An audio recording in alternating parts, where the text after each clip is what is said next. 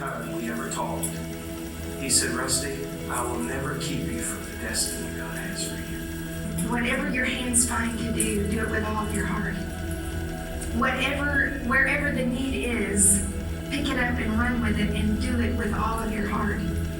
During that summer, that first summer when we were loading and unloading equipment, and he personally was doing that. He was leading the way. And he'd be sweating like mad, and he'd go in and he'd wash off real quick, and then he'd put his suit coat on. You know, I mean, that is service. We were more like a family instead of a church. Definitely the Rock Family Worship Center was the Rock family. The main thing was not just the excitement of a new church, but was the excitement of sharing our faith with the community. I walk in the door and I hear about how much and what the church is doing in the community. I left that youth service and I went and told my parents, yeah, you guys can go wherever you want, but I found my home. And we bawled the whole service. We walked out of the church that night and we looked at each other and we thought, why would we go anywhere else? And I just remember being like blown away by the atmosphere during worship. I'm not going to be judged. I know that I can worship freely, and it's okay to lift my hands. It's okay to lay on the ground. It's okay to kneel, all those things. So it offers the true representation of what kingdom looks like. Unity is always saying, who are you going to be? Are you going to be your culture, or are we going to come together and serve Christ and change this city? And through all of those transitions, there were certain points along the way where it was like physical mess. Joe's famous bar, Pastor Rusty talks about, and his story on that when he went in and the guy asked him, says, hey, what are you doing? He said, we're going to start a church here. The guy said, I think this would be a good place. What was really cool about it is I got to see this incredible transformation of a physical place turning into something that I felt the presence of God in. I started off at University Drive, we moved to the Parkway location, and then we moved to where we are today. We moved to Butler. Huntsville campus began to grow and expand. That's when we stepped into Madison campus. And so when I first heard that we were gonna go plant a campus, I was like, how in the world are we going to be able to replicate what we do here? We're expanding our horizons out of just this Huntsville area to these other regions around North Alabama, right? Southern Tennessee area. Being a part of that small family there and watching it grow was, I don't know, it's exhilarating. When we originally said we were moving back to Huntsville, my wife said, where are we going to church? I said, we're going to the Rock. We're going to the Rock. We're gonna do outreach. Well, I remember we launched Manna House, and we would do things like Harvest Fest, and we would do things that got us into the community. That doing things that I'd never heard of, like kitchen blessing, you know, like going into a community and doing something that nobody asked you to do. And just the fact that you knock on somebody's door and just say, hey, we're from a Rock Family Worship Center. We've got Thanksgiving dinner. Would you like one? And she said, well, how much does it cost? And I said, it's free because Jesus paid it all. When she started crying, we started crying. We're arm in arm. I mean, it wrecked us and we're hooked, and we've been hooked ever since. It's about how can I extend the generosity of Christ? How can I be God's hands extended? God always had his hands on it, and the outcome was always good. It was always amazing. Operation with Katrina was really the opening door for the city to connect with us, or for us to connect with the city. I would say that probably affected why we actually were able to get this school. I think one of the ways that we've also been responsible is the tornadoes, right? April 2011, they come and hit this city and the surrounding areas. I thought that was really cool. Like the Rock really kind of stepped in to fulfill that need. And I think that's where PAR was born. prepare and respond. That's the kind of things that The Rock does, that Pastor Rusty and Lisa have taught us to be and to do. You get your hands dirty, you get down with the people. They realize that this church is committed to this community. And that's the fun part about this church, is that nothing's off the table. Holy Spirit, God, what do you want to do with us? To be able to say that I've been here from the beginning until now and see what God has for us in the future, I'm more excited now because we're established, we can do things. We're in a position of potential strength, I think, and it is positioning us to the place where we're ready to reach into a neighborhood, into the community that has grown ferociously in the last few years. Pastor Rusty, Lisa, obviously, the great movement and the development of the DNA that exists, and that lives and breathes within Pastors Scott and Britt. To have the vision and the faith to know that God, if I step out, the waters will part. The power of the Holy Ghost is what's going to change things in this city. So I would say, get in the game. It makes me proud to try to bring people in. I'm not afraid to talk about church wherever I'm at. We want you to be part of the family. And because of that, we want to know who you are. Why would you not want to jump in? I mean, what do you have to lose? Pastor Rusty would say it like this, that we can do more together than we could ever do apart.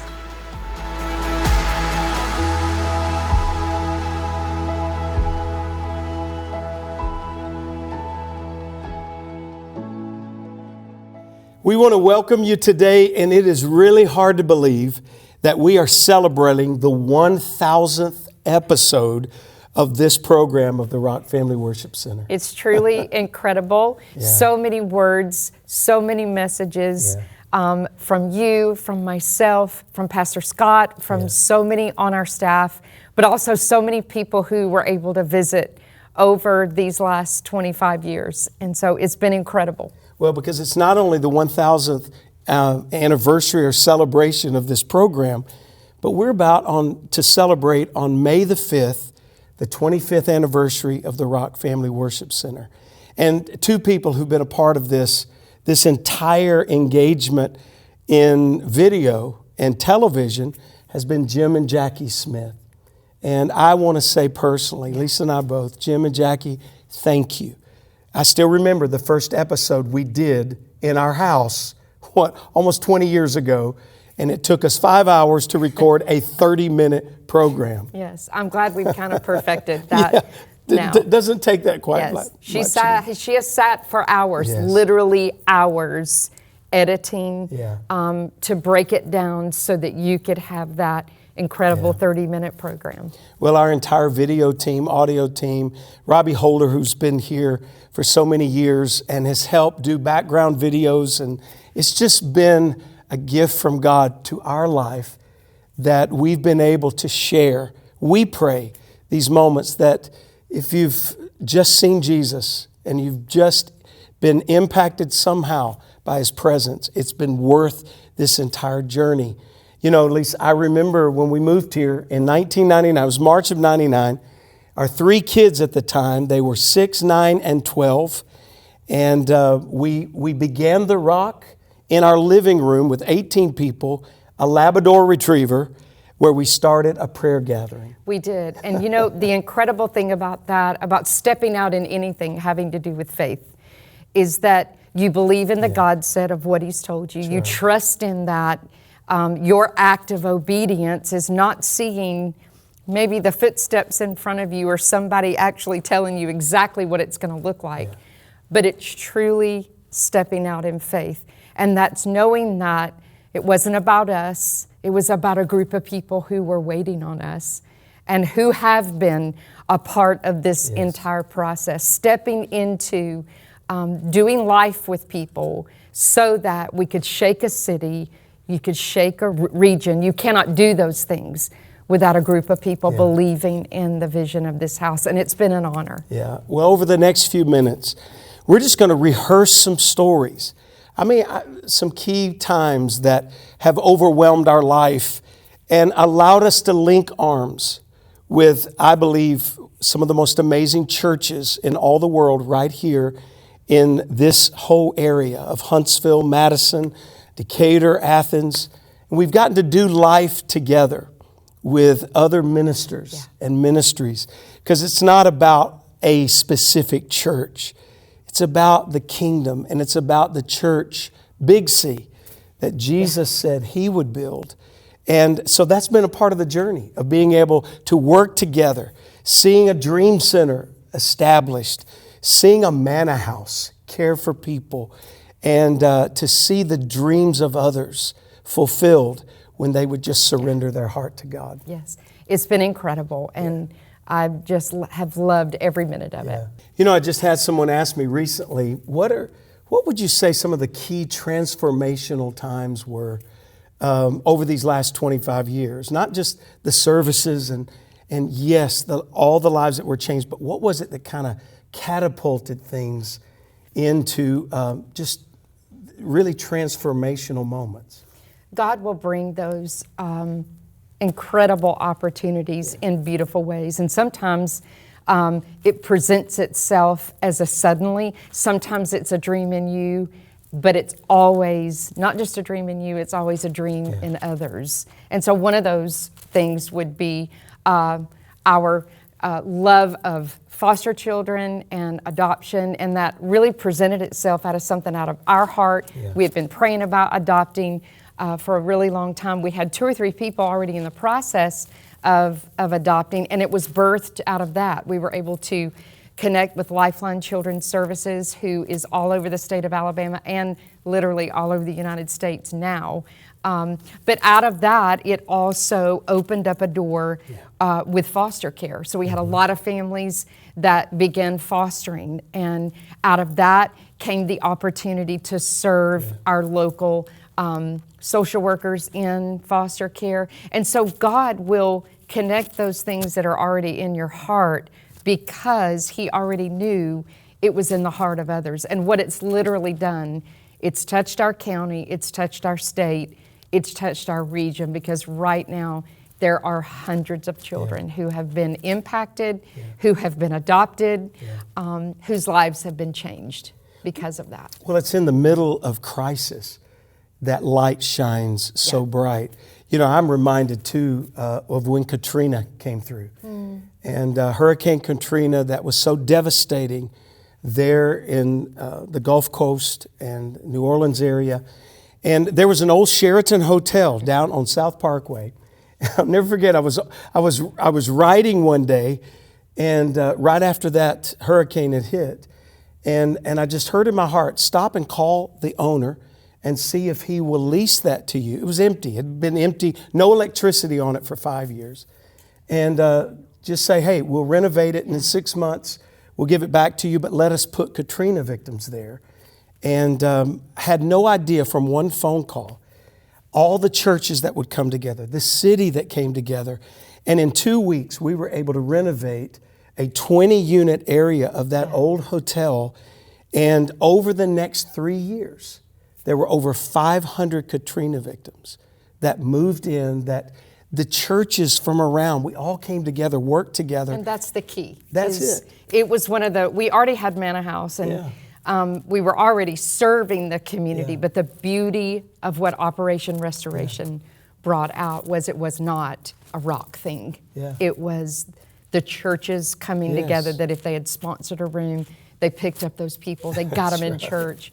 They loved on those people. It was the church, capital C, being the church. Well, there was a counseling center in it. There was English as a second language. There was so many different outreaches that ultimately became the Huntsville Dream Center that still is in function and just utilizing different ministries of churches coming together, making a difference.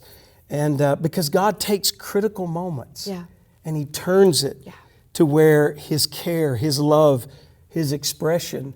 You know, Lisa, I remember April 27th, 2011. I will never forget that day. You were in Boston. you were heading to Iceland to visit some of our missionaries and pastors up there. And I don't think any of us in this city were prepared for the devastation. We know that this is Tornado Alley. We know when to get our bicycle helmets on and run to the safe place. But we did not and were not prepared for what it truly had done to our city. And what God did is He opened up another opportunity. He placed it in front of us to be able to bless an entire community. Well, so I think you see in our heart, it's not about the revival services or the special meetings. Those have been incredible, life-changing. But I think what is more life-altering in your life is when you become His hand extended. Yeah. And you become a heartbeat to someone else, and we can put feet to our faith. And watching that happen in our region, that went outside of an individual church, but went inside the heartbeat of different denominations where we've got those minor things we may disagree on, but what we do know is that the majors we always agree on, and we can all become His hand extended to love someone and to care.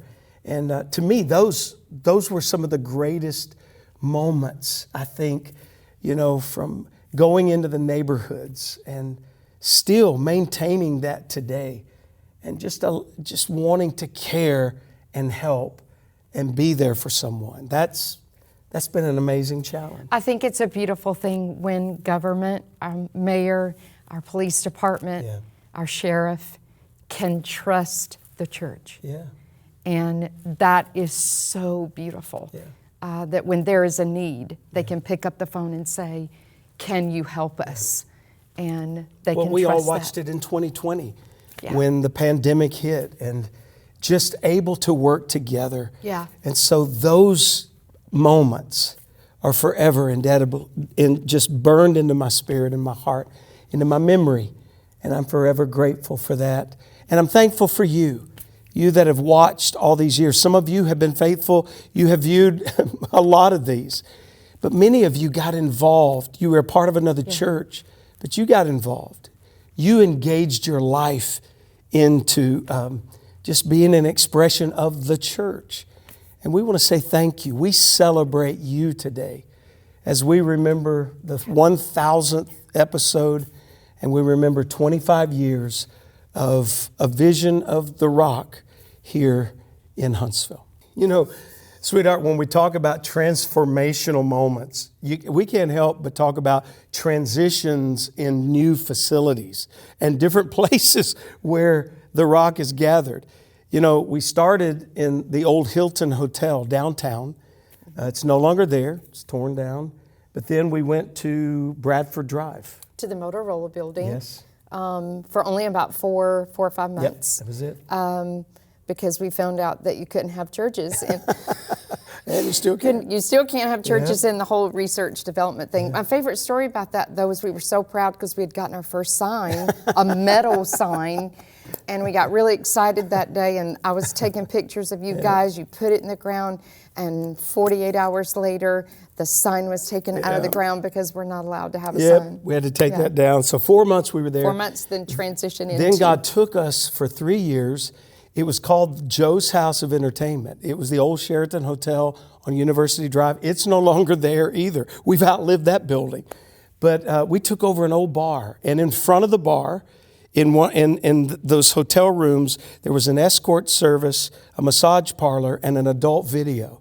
And I remember thinking, no one's going to bring their children here. No, I told you, I would not attend this church. No. If I saw that, I would not even drive into this parking lot. But that was what the miracle was, that people came, they brought their children.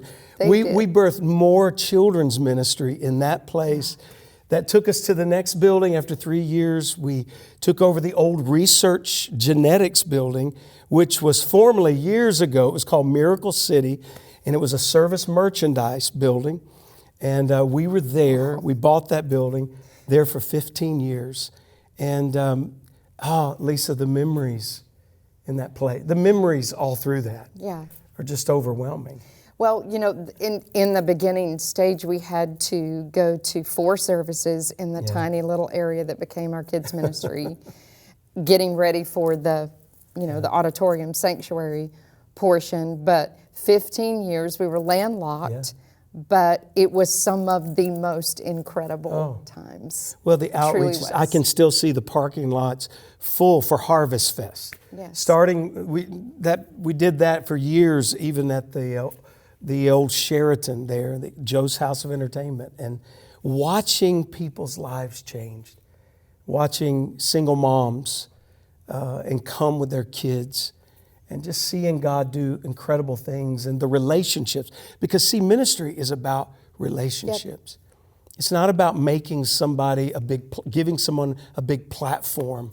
We've had enough rock stars. It's about serving and building relationship. It doesn't mean it's a perfect church. I've always said that the Rock is not a perfect place because we're here and because we're not perfect people. But when people come, they mess the whole thing up because they're not perfect. But we serve a perfect God who is perfecting us day by day. And out of those relationships, one day I get a phone call. I'm always appreciative to Mayor Battle. We were having breakfast one day, and he says to me, "I think I know where your building is." And they were closing down the iconic high school, Butler High School. And I said, wow, it actually scared me to death when I first thought about that. But I'm going, you know, I remember our youth pastors at the time, Pastor Scott and Britt, and the whole youth ministry used to pour in to Butler High School and pressure washed, clean, painted, planted flowers, used the vans, helped, just so many things that they poured into this building, these kids of this school. And to see God open a door for us to buy an old iconic building. Yeah, it was huge and it was overwhelming. I remember the day we signed at the lawyer's office and we pulled off and looked at each other in the truck and said, what did we just do? I think the movie had just come out, We Bought a Zoo. And I looked at him and I'm like, we just bought a high school. Yeah. But what God has always done for us, it's stepping into those times of doing something so great for Him that unless He intervenes. And there was a beauty in us being allowed to step into this space. Iconic is the word, built in the middle of the 60s. And it caused us to come into here and not just honor what once was, but to take this space and say, what is it that you want to do? Yeah. I remember us telling the staff, now don't go in there and start staking your flags in all the places that you want, because we knew we needed to be very, very strategic. In the beginning, thinking we're going to have so much space. But then when God began to fill it with all of the incredible things that we have had the privilege to be able to touch this city, touch this community, it's been overwhelming. Yeah. Well, these are transformational times.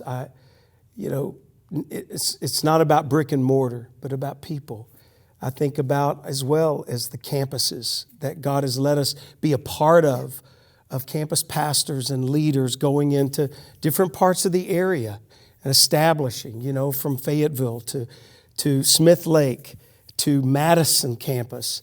At one point, and now we're so connected with the Well in Scottsboro because it was the Rock that we were able to all plant together in Florence, in the Shoals, and seeing that merge ultimately, watching leaders just being used by God has been overwhelming. And every time God transitioned us into a kind of a new facility, I guess you'd say, it was transitioning a new season for the body, for our congregation, and for really another view of what God does when He gives a vision. And that's why coming into this next season, as we will talk about in just a few moments, it's been overwhelming to see how God put the pieces together. And in transitioning leadership of watching a young generation take the reins and run with the next phase until Jesus comes of what God has in store for this amazing place. You know, as we've been talking about just the 1000th episode, 25 years of The Rock, I cannot not talk about our children and the legacy of the next generation that's coming behind us. I remember when we prayed about telling the children, because we knew a decision like that was shifting their lives, moving them literally to a new state, a new city, knowing that at the time we would pray, and if you tarry, they would be meeting their wives, their husbands, brand new friends, thinking about all of the things, sports, music lessons, all the things that your kids step into. But the biggest part I remember is praying with them months before we ever moved. And they would pray for their age stage. For that whole year, Alex was about 4 or 5, and we prayed for his age group in the nursery and the preschool, and then we prayed for the older kids, and then we prayed for middle schoolers and high schoolers. We already were planting seeds in them to begin to pray for those kids. Well, and I just think we could say to our children and our grandchildren now, thank you. Thank you for how you've walked this journey with us, because it would not have been the beauty that it's been without you. And because we're a family, we do it all together. And that's why when you look at Next Gen, and I think about Pastor Scott and Britt, I mean, we've been together now out of 25 years, 22 years.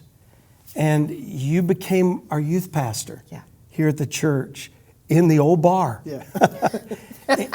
and the amazing thing is in the beauty of this transition, where God has shifted the mantle as the lead pastor of The Rock that happened on January the 21st of this year. Your children are the same age that our children were when we came. I love that too. That's so special to us, especially thinking about this whole idea of generational ministry. We talk about this a lot. We've been talking about it for some time now. I go back and look at these pictures that are behind us today and just remember how special that day was to make that transition. And the truth is like for Britt and I, our heart's desire always is to honor God and to serve this house and serve this community in such a real way and a tangible way, in a way that you guys modeled so perfectly for us. And whenever we can allow our children to be a part of that process with us, it just makes it even more sweeter, more special. And I know you love that too. And but the spirit of generational ministry, legacy, it's special, and it's an honor to be able to lead that in this season, albeit in some really big shoes to fill. But we joy in the challenge and the opportunity to serve in this season. And the other day we were actually talking about generational ministry and generational vision, and every time it would come out of my mouth, I was like, nope, there's still a little tweak to that. It's generational obedience. Yes. Oh, that's so good. And just getting to serve, I'm not going to get emotional, for 22 years under both of you, and to learn, and for you guys to deposit your heart into us for the presence of Jesus, to touch your region and your passion for family ministry. It's beautiful. And so I feel like we've been filled up, we've learned, and we're ready, to carry that and to continue the values of this house and just to love a city well. Yeah, absolutely. I go back to something we said this day to you and to the congregation, and I say this to our community, and I think this community knows very well the kind of sacrifices that you guys have made.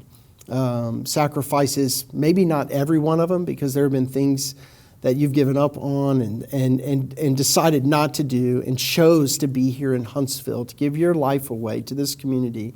So many people that are listening and watching, and have been watching faithfully over the years, because this is the 1000th show, which is just unreal to me. Incredible. Our prayers that will continue, but man, right now, like 1,000 shows, that investment, the seed in the ground in this community.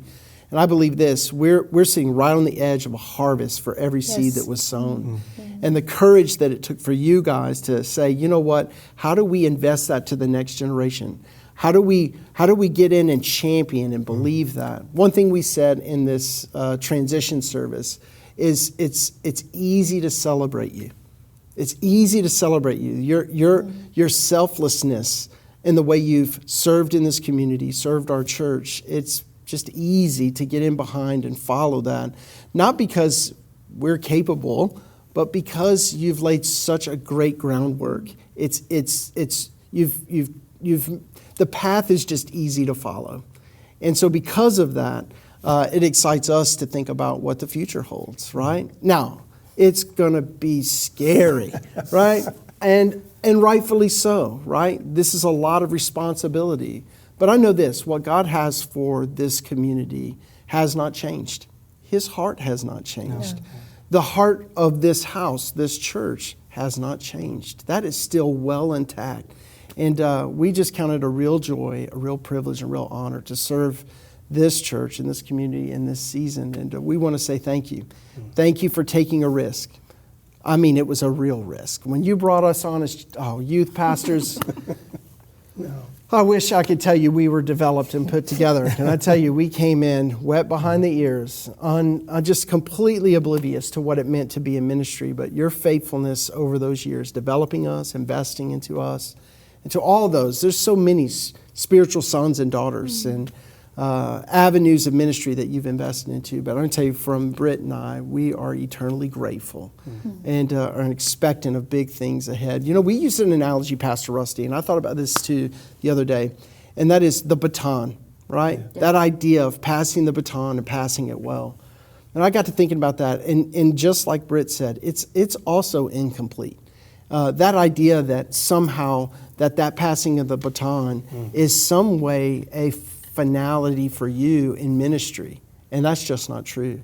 What I love about the transition we're making is seeing you guys still connected to where the rock is going. Not just where it's been, but fitly joined with us and helping us get it to where it needs to go moving forward, just in a different role. Yeah.